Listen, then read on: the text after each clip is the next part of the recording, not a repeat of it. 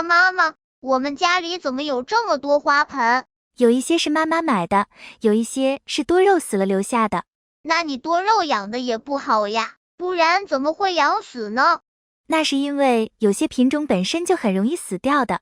我还是觉得你养的不好，浪费了我买小汽车的钱。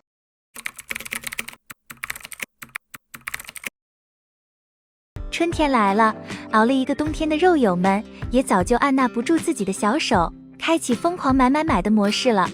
你去花卉市场是怎么买的呢？是看见哪一个好看就买哪一个吗？若是这样，那你就大错特错了。这种买法不但花冤枉钱，还被别人笑你傻。因为买多肉也有很多讲究，不注意小心买一盆死一盆，特别是接下来的夏天，空盆可能会收到让你怀疑人生。那么哪些品种不要买呢？大家好，这里是花花世界的频道，花花干啥不行，养多肉第2名。今天花花介绍几种多肉，买来养护难度大要小心，特别是新手。1. 茎叶。茎叶是十分小清新的小型多肉植物，它个头小巧，容易群生，平时的时候就是自带状态，而在光照充足、大温差的环境下，会变成如果冻般半透明的黄绿色，叶间则是泛红，温润又精致。但是茎叶是大名鼎鼎的黑腐3巨头之一，不但高温会休眠，而且很容易从叶心向外化水，对于没有一定经验的新手肉友十分不友好，稍不注意就会收空盆。如果您不小心已经入手了，建议刚入夏就要遮阴控水，保持通风，特别注意浇水不能浇到叶片上。2. 新版小红衣。新版小红衣同样是株型小巧的小型多肉，它的叶片层层叠叠，如同一个松果球，光照充足、大温差的环境下，出状态后叶间变红，叶片颜色则会变成果冻般的半透明淡橙色，并且泛起点点的红色，显得娇羞可爱。不过小红衣同样是黑腐3巨头之一，新手肉友很难让其安全度下。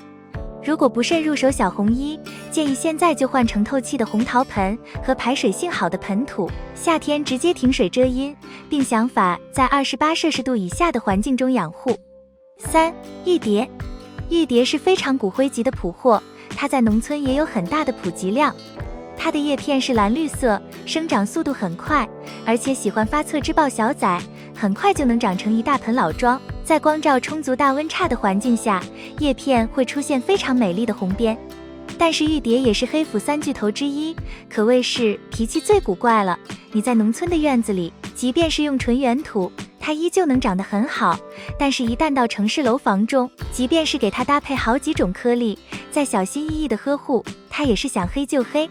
其实两者之间欠缺的主要就是通风，所以养玉蝶一定要保证良好的通风。4. 冰梅。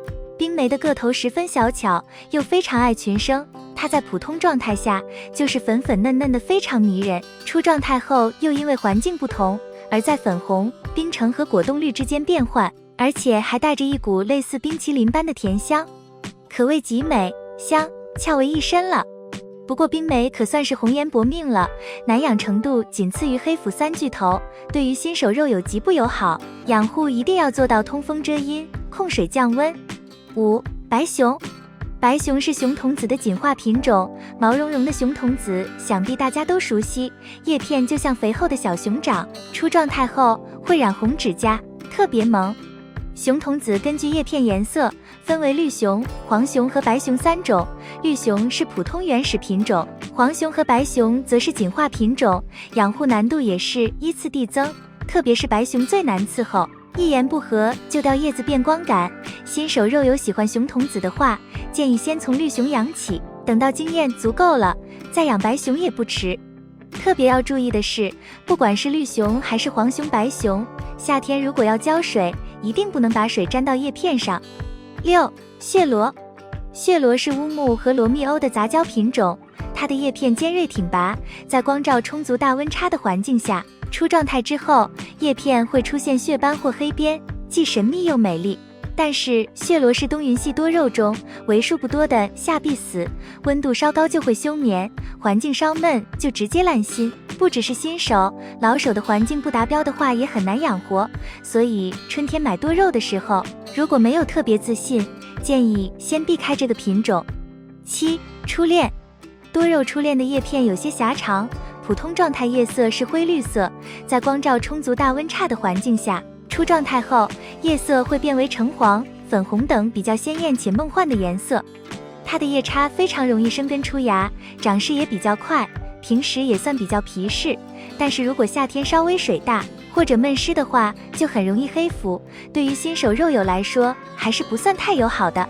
所以如果您目前并没有什么养护经验的话，建议还是暂时避开。8. 白牡丹。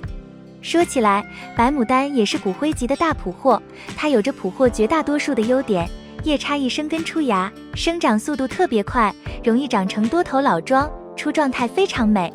但是由于它是龙月和茎叶的杂交后代，继承了茎叶一到夏天就容易黑腐的缺点，所以也成了一个度夏困难户。这个新手如果不计较的话，可以拿来练手，但是一定要多叶插来备份小苗，这样慢慢积累经验也还是不错的。总结，以上是8种非常难度下的多肉植物，对于没有经验的新手来说很不友好，所以肉友特别是新手，在春天买多肉的时候一定要注意一下，等到积累了足够的养护经验之后再入手不迟。今天的视频到这里就结束了，关于花花分享的内容有其他意见，欢迎指摘和批评。花花制作视频不容易，觉得有用点个赞，并多多帮花花转发，这对花花很重要。感谢观看，感谢粉丝一直的喜欢和包容，我们下期见。